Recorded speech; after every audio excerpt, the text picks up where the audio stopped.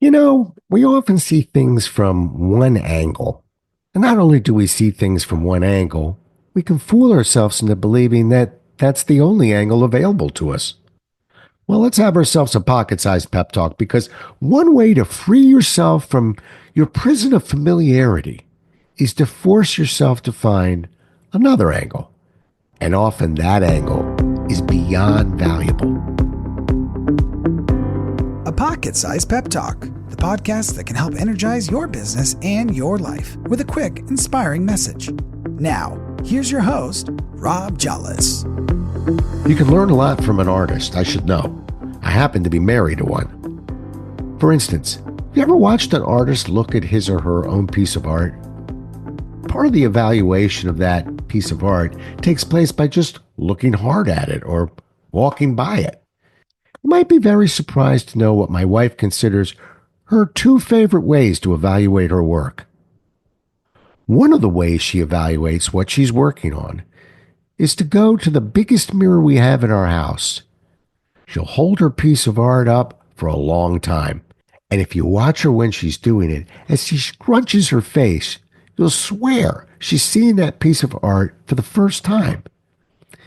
In fact, from the perspective that the mirror provides, she is.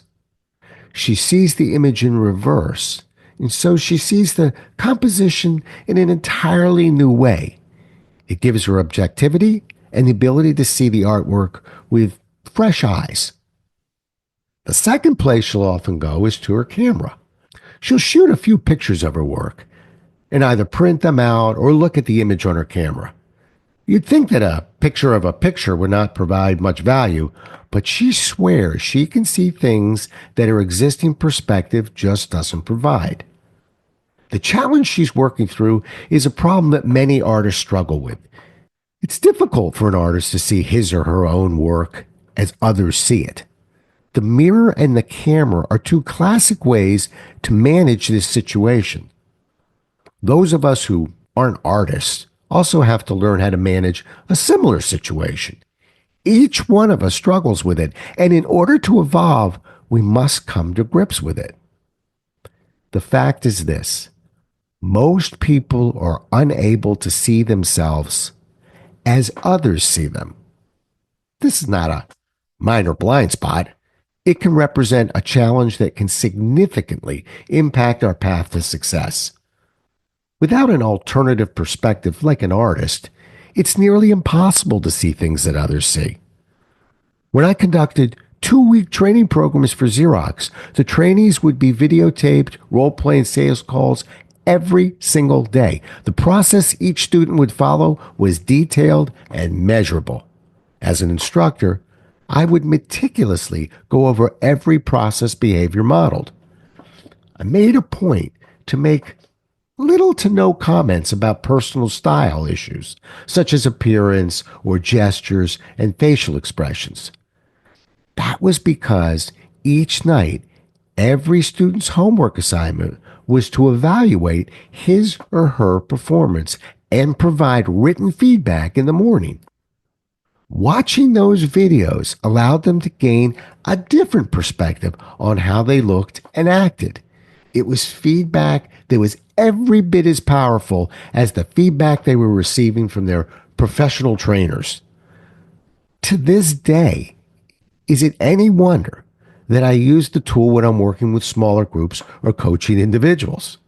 I bring out an iPad and I'll film the role plays or presentations, and I make those videos available to my students.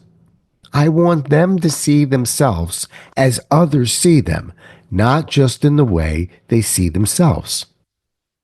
When you're working with people and you're helping them to see themselves as others do, it's critical to remember that this evaluation must be conducted in a balanced way. You must make sure the feedback is not just stressing what someone's doing incorrectly. The piece that most are unable to see themselves can often represent something powerful and wonderful. It may be human nature to want to focus on negative feedback, but positive observations are critical as well. If someone is unaware of something powerful they are unable to see in themselves, but others see, that strength can easily be lost. It's difficult, if not impossible, to see ourselves as others do. The only way you can accomplish this is by stepping out of the box a bit. Maybe a mirror, picture, a video, or a trusted friend. But we cannot trust ourselves and our personal instincts alone. When you truly see yourself as others see you, you can make some of the greatest strides imaginable.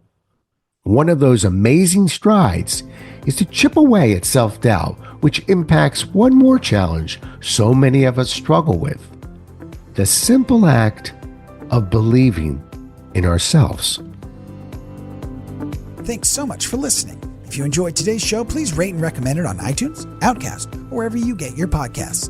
You can also get more information on this show and Rob at jollis.com.